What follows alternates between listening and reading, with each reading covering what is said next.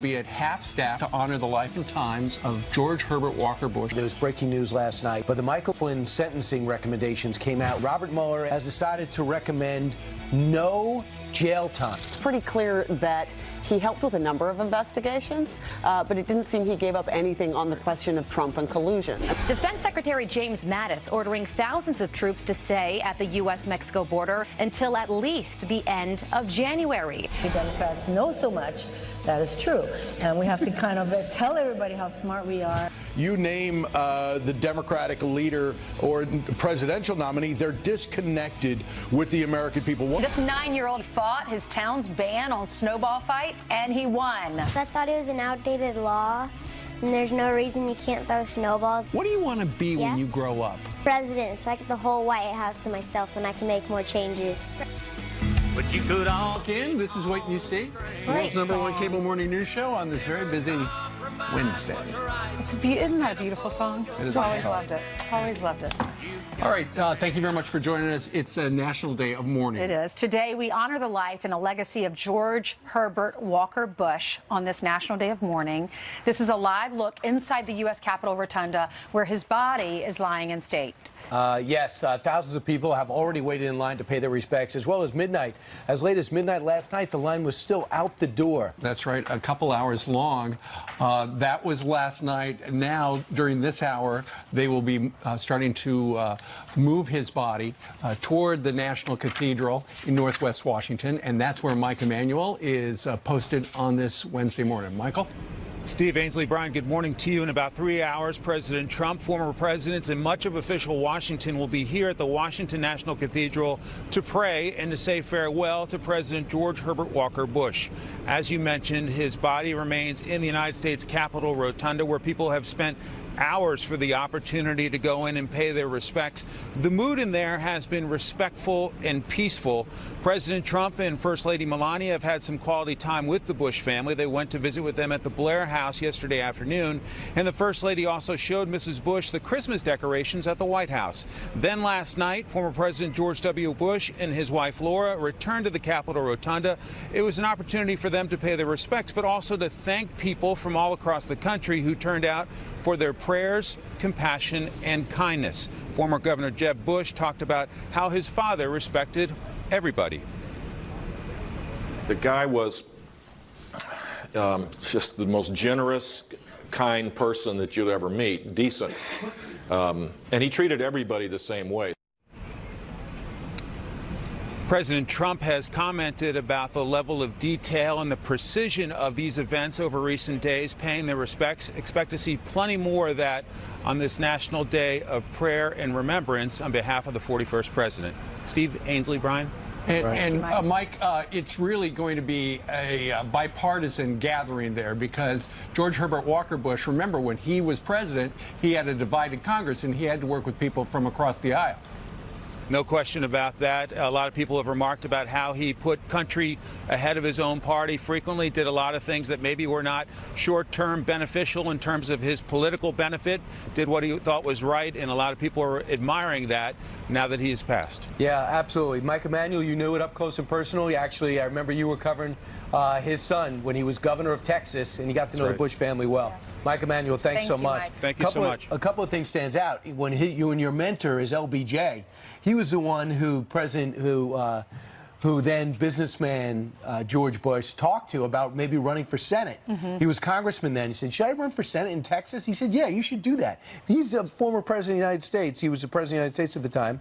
And the other thing that stands out, too, is that Bill Clinton and George Bush became friends, showing the whole country that it's politics, but we're still Americans first. And today, I cannot wait for, among the eulogists, will be George Bush. It's going to be fantastic. As Simpson is always entertaining. But the guy that really blew me away in Barbara Bush's funeral was John Meacham. He spent so much quality time with Bush 41 to get that last biography out that he wrote.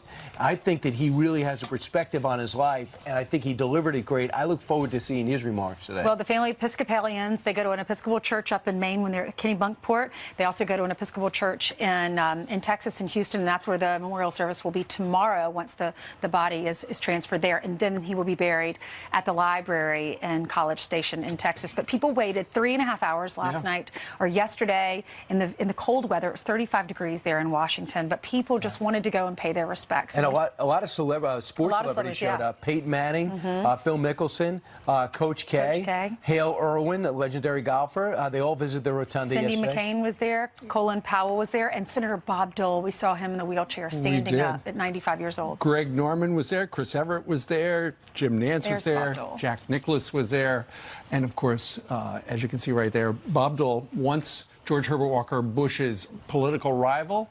They fought twice in public, but later became friends. He saluted right there. And some strangers, a lot of people that didn't know him but loved him because he served our great country. There was the little boy, the Boy Scout little boy, who was saluting and stood there for a minute, just like this. Yeah, indeed. Well, he had a very long life. There's the Boy Scout right there. It looks as if he's from Troop 119, National Capital Area. Still don't know his name, but that is an image that really sums it up. I also think the most impactful thing that's going to pay off politically down the line that we'll hear about is the fact that Trump's and Bush's put everything aside, and they met yesterday, took a tour of Blair House, they took a tour of the White House, and I just know the class of the Bush family, they're not going to be going after this president, and I don't think President Trump will be doing anything like that. I think that the Brett Kavanaugh situation helped heal the rift between the two families. Melania is probably making sure that the rift stays healed, and I think it's really important for the country to see these guys get Well, out. let's hope they buried the hatchet. I think they did. They certainly were It's a friendly time of yesterday. mourning, and it's time of death. Yep, the president went up into the Blair House. They met for about 23 minutes, and then he went back to work.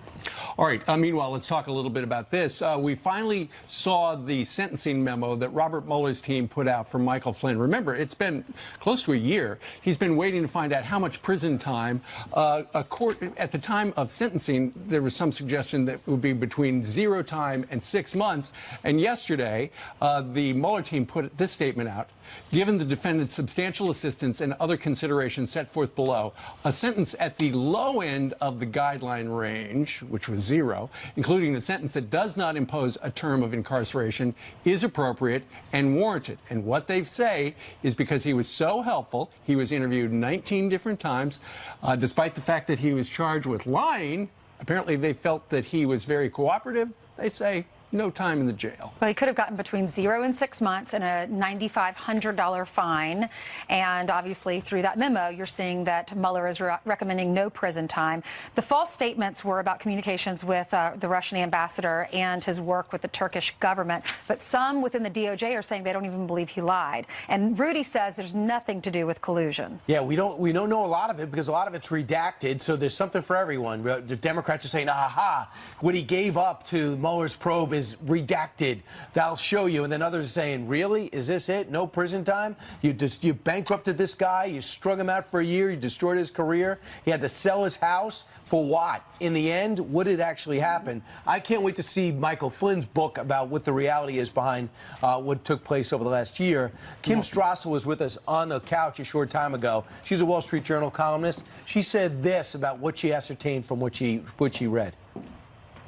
We keep hearing that special counsels, well, they're just got to follow all these different crimes as they come across them. This has been the excuse. This is why he supposedly went after, Manafort, Cohen, all these people that have nothing to do with collusion. Well, the very first crime that ever happened here, and so far as I know, the only crime related to Russia collusion was the leaking of Michael Flynn's name, which was a complete felony. And, you talk to people like Devin Nunes, the head of the House Intelligence Committee, he'll say that was the worst leak he had ever seen in the history of the government. That's right. And are they going to be going after the leakers and the people who did unmask his name? After this, well, we'll see. Maybe the special prosecutor's looking at that. Maybe Mr. Huber's looking at that. Maybe the Inspector General of the Department of Justice. They should. But after it was announced that Mueller wanted 0 jail time, Michael Flynn Jr. tweeted out, God is good. To those who have supported us throughout this process, thank you from the bottom of my heart.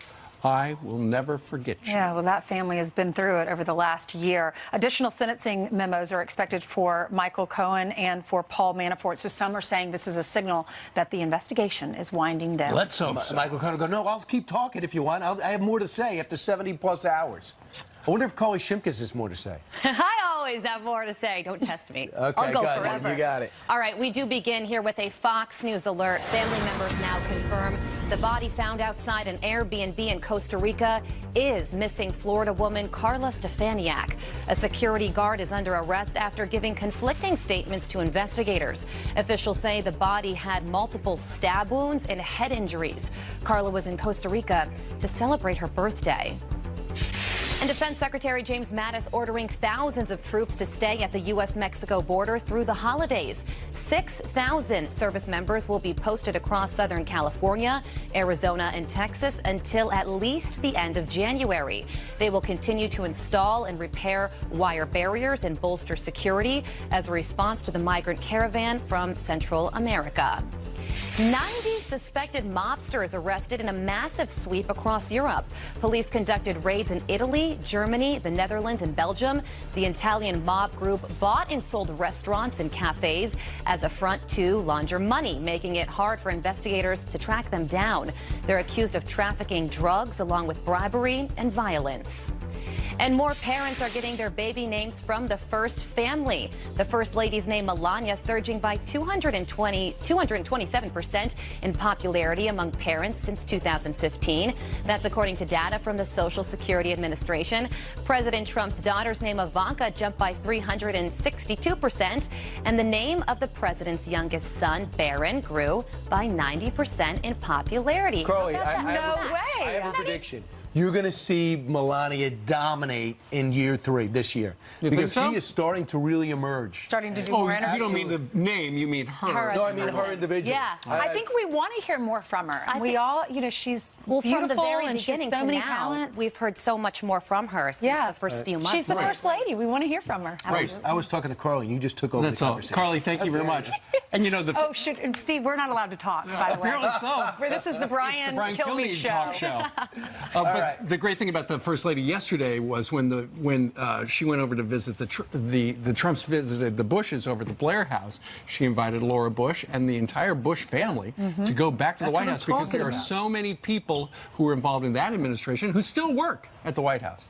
And it was a nice day. Well, since it's the Brian Kilmeade show, Brian, why don't you tell us what's coming up? If you guys don't mind, I might as well do this. Do we have a Does it choice? matter if we lied?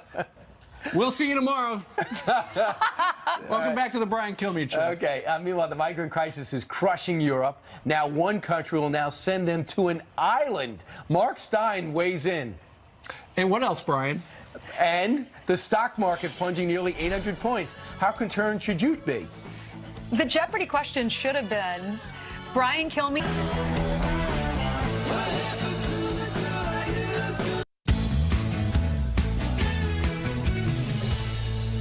Wall Street Journal is closed today for a national Wall day of- Street. Wall Street, the stock market. And the Wall Street Journal. If you're in the Wall Street Journal, come to work. I made a mistake. In honor of President George H.W. Bush's passing. This after the Dow plunged nearly 800 points yesterday over the uncertainty of a trade war with China. You look at that number, you wonder what went wrong. That man's going to tell us. Stuart? Okay, in my opinion, computer-driven trading, algorithms played a very large part in yesterday's drop, very sharp drop. Okay, let me explain it. First thing in the morning, we heard that interest rates had come way, way down, a sharp drop in interest rates. Some people think that is a signal for recession. You get that word in the headlines, recession, the algorithms read it, sell. Then came a flurry of tweets from President Trump in which he used the word tariff man. The computers, the algorithms read that expression, sell. So you've got a combination of two factors here. The possibility of a recession, which I think is absolute nonsense. There is no sign of a recession on the horizon at all. Then you got the tweets from President Trump. That was interpreted as, oh, a very hard line on China, therefore we're not going to get a deal. I think that's nonsense. It's a negotiating position. The computers read this stuff and sell. So you've got a spiraling down nearly 800 that points would make by sense the close. because it seemed like the meeting with the Chinese president, there was a ceasefire. Over the weekend? Yes. Look, I think human beings on Wall Street should get a grip. I mean, I'm tired of being whipsawed like this by mathematicians who create an algorithm which tells you to sell when they read the words recession. Stuart, you know now Wall Street is just one great big computer because that's how they make money now. It is, and I don't know how you stop this. But I think the humans should get a grip, get back into control of what's going on. Any rational human being would tell you that there is really no sign of a recession on the horizon. It's not there. Well, part of the, to dig down a little bit deeper, they said, well, the lack of a hardcore reason behind the truce and a roadmap over the next 90 days of what China and the United States actually agreed to was the reason. In fact, Peter Navarro said yesterday, all the hand-wringing going on right now maybe is the fault of us not communicating more precisely about what exactly occurred in their 2.5-hour meeting with China. And in that Peter Navarro's interview with Bret Baier last night on Special Report, he was in the meeting. Right, he was in the meeting. He detailed the fact that Xi Jinping, China's leader, had outlined, what is it, 140 different items on which they would take action. It was a detailed, line-by-line reasoning from China's leader in that meeting about what they were going to do. Now, I thought that was positive, frankly, flat out positive. And I'm not prepared to accept the view of the computers that tariff man means we get no Stuart, deal. You would think that if there's going to be a gigantic market sell-off, it would be after the 90 days, not on the fourth day. You're going to get a lot of this. You're going to all kinds of maneuvering as we head up to the 90-day deadline. You're going to get statement from here, statement from there. The market reads this, the market reads that. You're going to get a lot of up and down. Real quickly, good time to invest right now if you are in it for the long haul? If you have an iron gut. Everything's down. Oh, that's a difficult question. A lot of people think this is a buying opportunity. If you've got a strong stomach and you're investing for 2 or 3 years down the road, I say you've got a pretty good shot. All that's going to be included in your show from 9 to noon live. All of it. That's the only thing left in this world we can count on. Thank you, sir. Thank you very much, everyone. Thank you. Thanks, Stuart. Well, some Democrats are accused of being out of touch with American voters, but one senator says there's a reason for that. We Democrats know so much, that is true. And we have to kind of tell everybody how smart we are.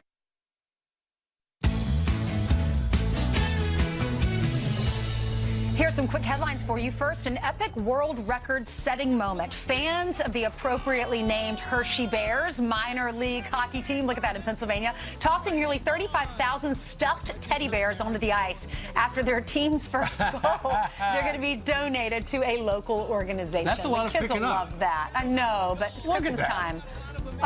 They're all different colors. How cool is that? All right, then also there's this story. The 9-year-old boy in Colorado, we told you about his story yesterday, to overturn a legal ban on snowball fights. His name is Dane Best, and then he joined us on the show earlier today to explain how he got it all done and sets his sights on a new ordinance now. He wants to change the law involving pets. We made a PowerPoint and we told them the definition of a snowball fight.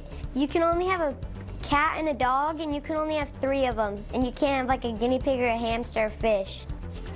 So he wants to change that law because he does have a guinea pig and he wants it considered a pet. All right, snowball fights had been illegal in a town called Severance, which is in Colorado. Had been illegal for nearly a century. He made the PowerPoint. He changed the law. He got to throw out that first snowball.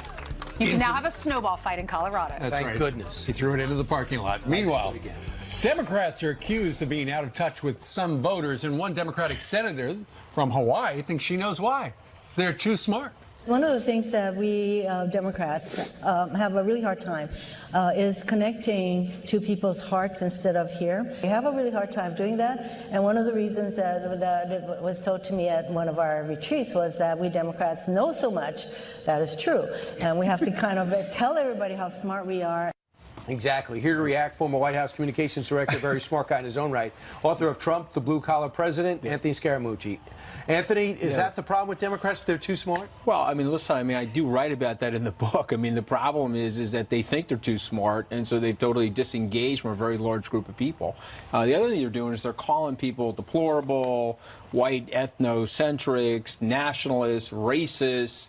And so they're missing the point. Like, the American people really just want, like, a really good job and some aspiration for their children. And so when she's sitting there in that sort of nonsense, acting in that limousine liberal sort of a way, they've opened up a very wide berth for somebody like President Trump to stay in that lane and continue to galvanize his base. The country's changed so much, and we saw that in the last election. It's no longer the establishment that necessarily is going to win. It could be an outsider who can connect with the people and who can relate. And Middle America found that in President Trump. Who can the Democrats put up that could compete with him? Oh, well, I actually don't think there's anybody that can compete with President Trump. And I know people will say, oh, geez, come up with somebody. But look, this guy... Joe Biden says he's the most qualified. Well, he's the most qualified, and I like Vice President Biden, but he's going to have a very tough time debating somebody like President Trump. I mean, if you look at Vice President Biden's career, every time he goes into contact with the enemy, he fumbles the football on the stage. Tom Steyer had a big day yesterday, the billionaire. Okay, so these guys are super untested. Trust me, I was super untested. You go into that arena with these guys and that oppositional research. You showed that beautiful young kid with the Bro cream in his hair. He hasn't been oppoed yet. Okay, so wait till he gets oppoed. Okay, then he's going to start having a rough time. And what ends up happening is a guy like President Trump is battle tested, and he actually understands the base super well. That's a clear indication that they don't understand the base. Now, Beto O'Rourke will come into this game. But again, he probably doesn't understand the fastballs are going to be coming out. And he met with former President Obama yesterday. Well, if the question is this, Anthony, if the Democrats got the message so wrong, you know, we're much smarter, why'd they win the House? Well, I think that has to do with the way historical things happen in the United States in terms of the American electorate likes a check on power. And if you go back over 100 years, I think George W. Bush during a war kept the House, but most times presidents lose the House in a situation like this. And if you look at President Obama in 2010, he lost 63 seats. I think President Trump lost 38 or 39 seats, something like that. So it wasn't really that stupendous. And if you look at what happened in the Senate, he picked up a few in the Senate. And so at the end of the day, he's very well positioned. He'll have over $1.5 billion, possibly $2 billion. He'll have Air Force One and his personality.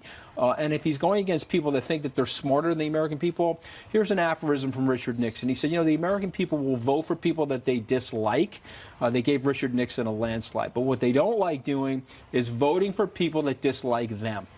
And if you look at those statements there it is. The deplorable thing. And there's two issues that are coming back to the president. The Paris climate change and this whole global warming thing. There's more countries becoming Trump-like than non-Trump-like. Right. And number two is this caravan has emphasized the need for border security to Americans, not Republicans or Democrats, Americans. No question on those fronts. And then the third leg of the stool is the economy is actually doing very well. You had Stuart on here 5-10 minutes ago. I'm obviously a trained economist. You are still seeing large growth and wage improvements. Stock market is a little sloppy because we're in probably the toughest trade battle that we've had in 70 years. And so the volatility in the market is expressing that. But I predicted the president will cut a great deal for the American people. We'll be here in February or March looking at a deal that frames up nicely that will lead to an increase in wages for the people that senator thinks she's a lot smarter than. All right. Hey, it's Mooch, great to be here. Thank you very much. By the way, if you want to see him make a calzone, go to foxnation.com. Sign up now. He criticized me. So the only thing I was capable of was sharpening a carrot to the tune of a pencil. What were you doing? Just saying. All right, but I did pour the vodka. He did. Thanks, Anthony. All right, coming up. All right, the memorial service for President George H.W. Bush begins in just a few hours. We're live in Washington with that. Plus, the migrant crisis is crushing Europe, and one country has a solution. Send them all to an island. Mark Stein has a lot to say about that, and as you can see, he's coming in.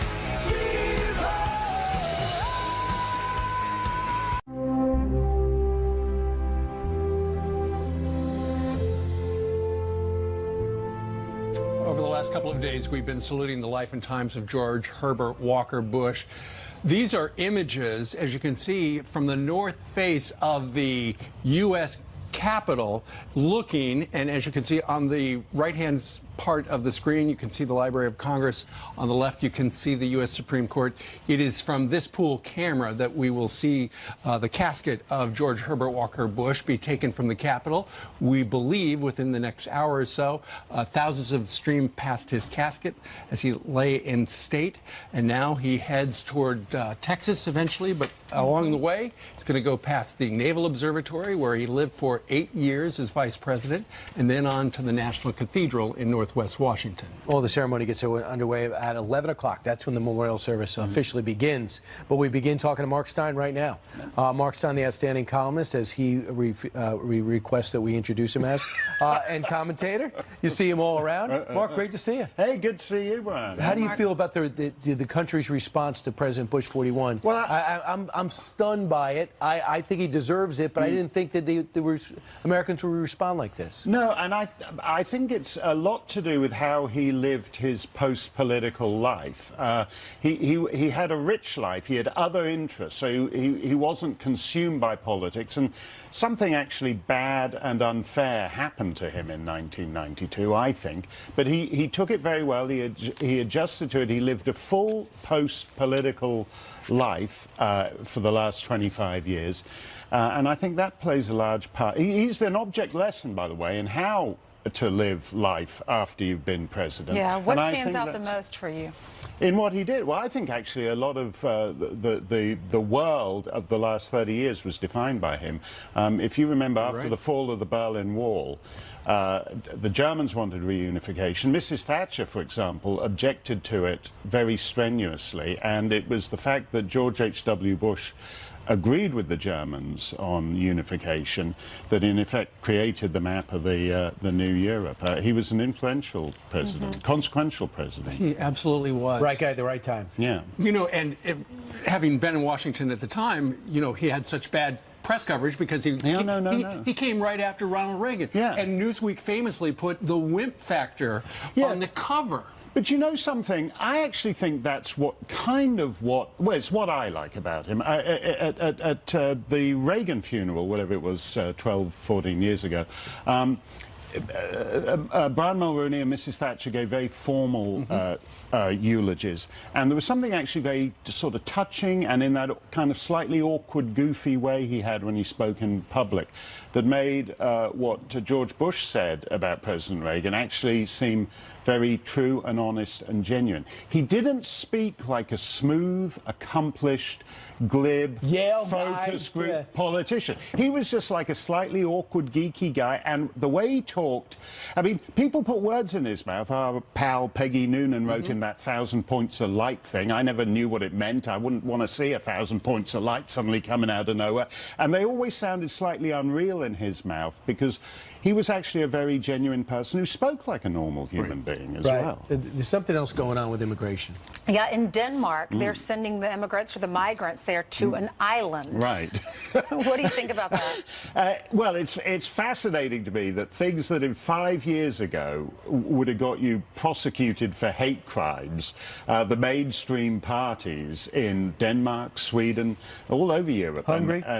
Yeah, I mean, the interesting thing is it started in Hungary and it's been moving west to Austria, Italy, now Scandinavia.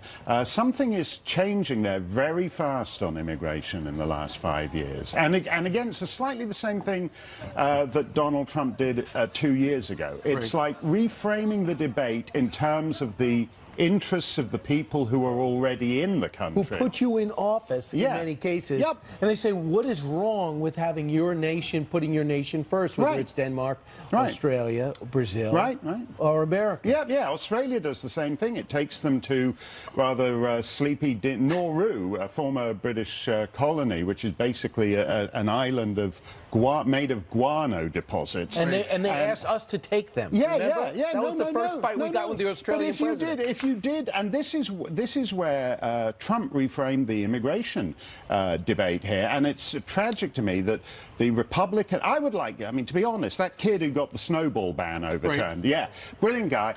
We've got, what is it, a month, 6 weeks left of the Republican House. I would like Paul Ryan to resign and then to make that kid Republican House Majority Leader and get the wall funded, because that kid can do it. The Republicans Well, are he wants to be Congress. president of the United States someday. Your take on the Paris riots. What is the big picture message? Well, the big picture message is that if you take environmental posturing seriously, it bankrupts your nation and turns the people against you. It's like Kyoto. The only country that took the Kyoto Treaty seriously was New Zealand, and then they realized it was bankrupting them, so they pulled out. These are climate change riots. You can afford it if you're Leonardo DiCaprio. If you're like a French guy living in the countryside, you have to drive to work, you cannot afford $7 a gallon gas just because Macron wants to have a gala dinner with Leonardo DiCaprio, Al Gore, and the Prince of Wales. It works at that level. It doesn't work for regular people. And that's why we have these riots right now. Yeah. And they won, by the way. Yeah, no, they won, and they're the worst riots in France since 1968, and they're middle-class, working people riots. Who speak French. Yeah. Don't hold that against them. No, nothing against it. It's a tough language. Oui, allons-y, monsieur. I don't know what he said. Au revoir, mon frère. Yes, merci. Merci à tu. All right. Bonjour day.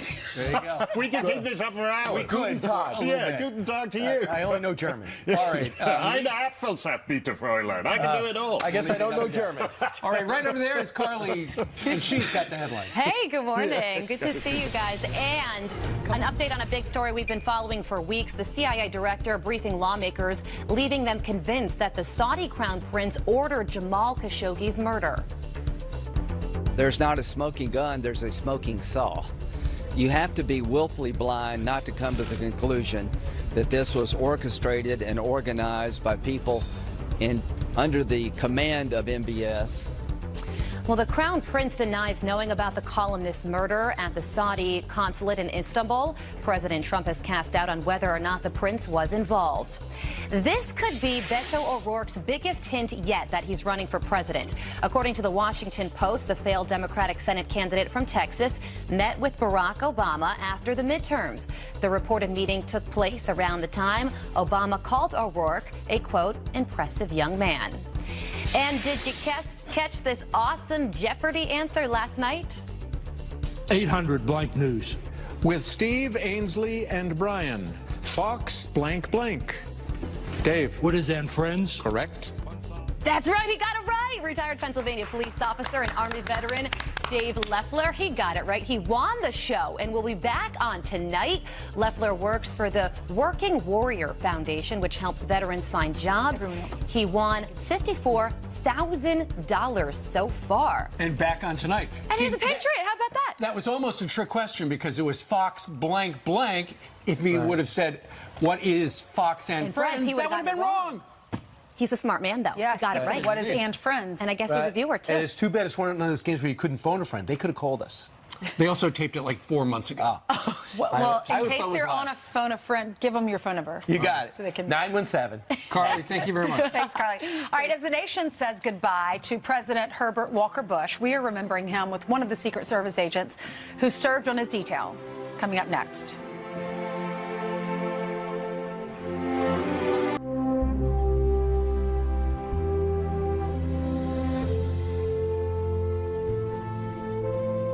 Today, we honor the life of George H.W. Bush on this National Day of Mourning. This is a live look south from the U.S. Capitol in Washington toward the Washington Memorial, where the president's casket will be removed shortly from the Capitol and then transported via hearse to the National Cathedral. And that is where we find Hillary Vaughn from the Fox Business Network, live with more on today's honors. Good morning, Hillary. Good morning, Ainsley, Stephen, Brian. Well, yesterday we were outside the nation's capital and saw thousands of people who flew from all over the country to pay their respects, waiting in under 40-degree temperatures for over 2 hours in line just for a chance to say thank you and goodbye to the former president. President Bush taught us that public service is a noble calling, and his guidance and leadership and example totally changed the trajectory of my life and brought me to D.C. Well, we came from Hawaii, so I think it's about 6,000 miles, something like that. We flew all night long to come out here to pay our respects to President Bush.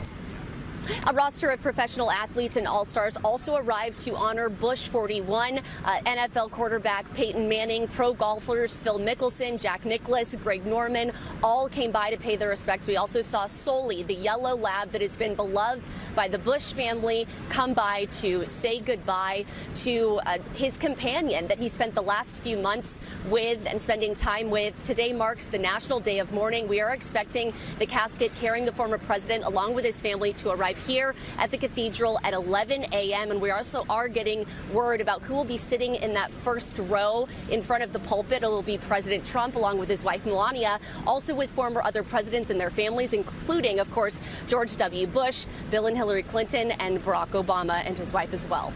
Steve Ainsley and Brian. All right, a day of remembrance there at the National Cathedral. Thank you, Hillary. Both sides coming together. It is indeed. Beautiful. All right. 12 minutes before the top of the hour on this Wednesday, from shaving his head in solidarity with a 2-year-old battling cancer to skydiving for his birthday, the Secret Service has been with President Bush every step of the way since he was inaugurated. One of the agents on his original detail joins us to remember Bush 41. Next. Market plunging nearly 800 points. How concerned should you be? The Jeopardy question should have been. Good morning from outside the National Cathedral. Our special coverage of the funeral of the 41st President of the United States starts at the top of the hour. We are about to see a parade of some of the biggest names from around the world who will be here to honor the 41st President of the United States, George Herbert Walker Bush, his family, his friends, and dignitaries from everywhere. So we will be coming up at the top of the hour and looking forward to all of our coverage this morning. We hope you'll join us. See you then.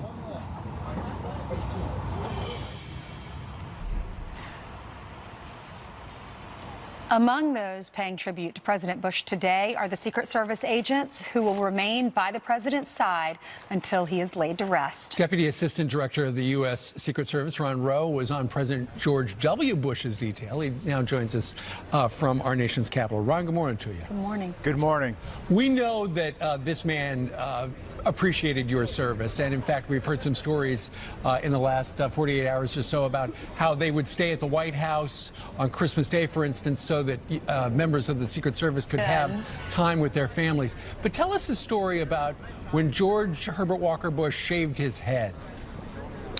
So that was in 2013. We had a member of our detail, his son, had been diagnosed with a serious medical condition, and the detail collectively made a decision to shave their heads bald in honor of the struggle that our agent's son was going through. And Timberwolf, as his call sign was, decided to join in, and he shaved his head as well. So it was truly a touching tribute, and we were certainly honored by that.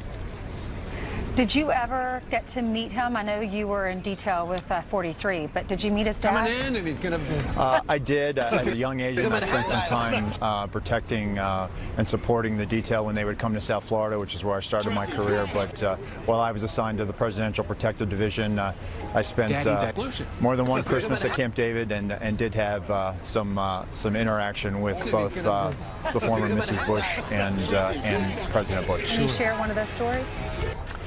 You know, I wouldn't be a very good Secret Service agent. You know, we're allowed to be in the personal lives of our protectees, and we respect their privacy. Well, one thing that is public, and we just saw an image, Ron, was when George Herbert Walker Bush, a couple of times on his birthday, would go skydiving. And it's one thing to think, yeah, that guy's like 80-something years old and he's doing that. What people don't understand is in attendance there in the sky are your agents, right? Well, actually, it was the Army Golden Knights that prepped him for that, and we were there to receive and provide, be there to receive when he landed, and he touched down twice with no issues. We are Ron, I actually had the opportunity to jump with the Golden Knights, and I remember getting ready to prepare for that. And I said, now, how many times have you jumped someone? He goes, Ainsley, I jumped President H.W. Bush a few times. So I knew I was in good hands because he would only jump with, you know, the most experienced. What did he? Did he ever talk to you about that? Did he ever talk about that experience? Why you wanted to do that? No, he never shared that that I'm aware of with me or any of our agents. Well, he had been a naval aviator, so I'm sure that's in his DNA. You know, Ron, for the men and women who work for the Secret Service, Bush 41. protecting the first family, it's not just a job, because even though you're supposed to be in the background, you become attached to these people. We do. So this is a national special security event and something that we're prepared for, we're built for. We certainly hope we never received this call, but we did. And so now we've gone into mobilizing our plan, and when somebody is with us for 38 years, you know, you do develop that bond. We see them, you know, after the lights and after the camera and after the glitz and glamour of the presidency has left, and they're in private life, and we get to see them as who they are, and their grandfathers and grandmothers and fathers and mothers. And for us, we're just honored to be allowed to be given access to their private lives, and we certainly cherish